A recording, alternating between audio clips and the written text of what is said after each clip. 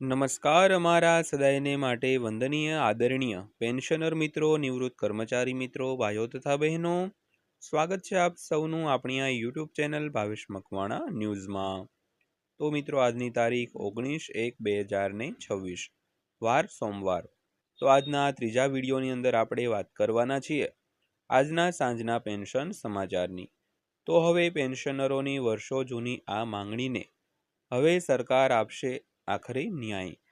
તો મિત્રો, કઈ માંગણી છે જે પેન્શનરોની વર્ષોથી ચાલી આવી છે અને સરકાર હવે તેને ન્યાય આપવા જઈ રહી છે? તો હજી 15 મિનિટ પહેલાં જ આવ્યા છે આ મોટા સમાચાર।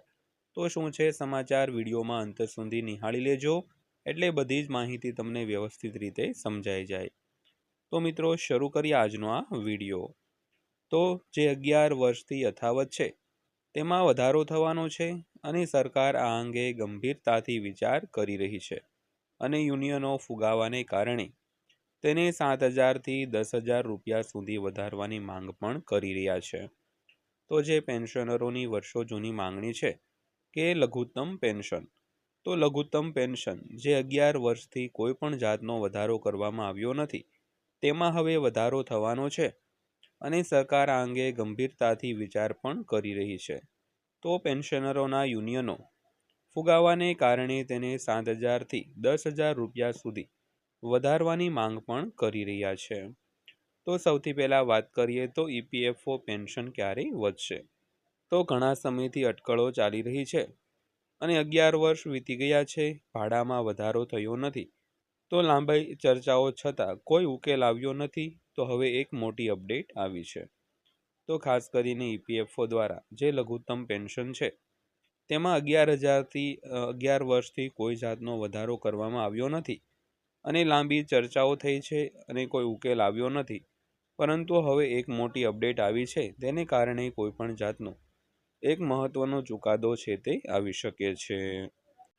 ત્યારબાદ વાત કરીએ તો સરકાર ઈપીએફઓ સભ્યો માટે પેન્શન વધારા પર ગંભીરતાથી વિચાર કરી રહી છે અને સૂત્રો કહે છે કે ઈપીએફઓ પેન્શન અંગેનો નિર્ણય આ વર્ષના બજેટ દરમિયાન અથવા પછી લેવામાં આવશે।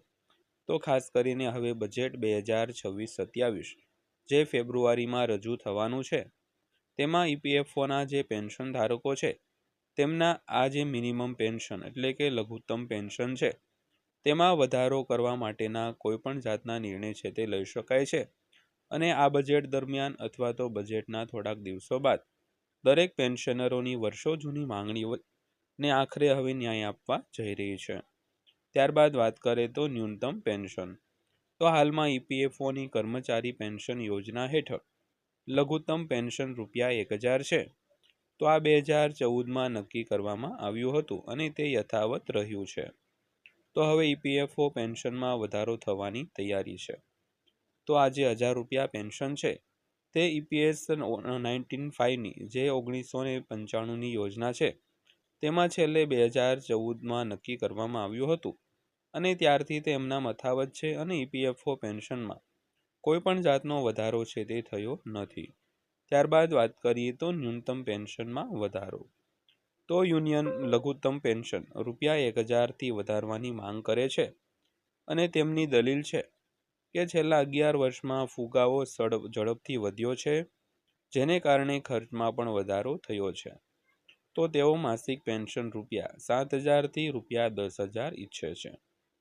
ત્યારબાદ વાત કરીએ વર્તમાન નિયમો મુજબ રાજ્યના કર્મચારીઓ અને નોકરીદાતાઓ દરેક પગાર પર 12% ફાળો આપે છે, તેમજ નોકરીદાતાનો હિસ્સો ઈપીએફમાં 3.67% અને ઈપીએસમાં 8.33% છે। તો હવે ઈપીએફઓ પેન્શન વધારવાની માંગ કરી રહ્યા છે અને 7,000 રૂપિયાથી 10,000 રૂપિયાની માંગ કરવામાં આવી રહી છે। તો આપણે વાત કરી તેમ જે લઘુત્તમ પેન્શનમાં ઈપીએફઓ દ્વારા જે વધારો કરવામાં આવશે તેમાં ખાસ કરીને જે ઈપીએસ 1995માં જે મિનિમમ પેન્શન ₹1,000 છે તેને વધારીને ₹7,000, 6,000 કે 10,000 રૂપિયા છે તે વધારવાની માંગ દરેક પેન્શનરના યુનિયનો કરી રહ્યા છે। તો હવે જ્યારે આગામી બજેટ ટૂંક સમયમાં રજૂ કરવામાં આવશે ત્યારે કર્મચારીઓ અને પેન્શનરો માટે ચોક્કસ નિર્ણયો છે તે લઈ શકાય છે। તો આ હતી આજની માહિતી પસંદ આવી હોય, વિડીયો સારો લાગ્યો હોય તો વિડીયોને એક લાઇક કરી દેજો અને આવી જ માહિતીઓ માટે આપણી આ ચેનલ પણ સબસ્ક્રાઈબ કરી રાખજો। તો ફરીવાર પાછા મળીશું એક નવા વિડીયો સાથે, નવી માહિતી સાથે। ત્યાં સુધી સૌને જય હિન્દ, વંદે માતરમ।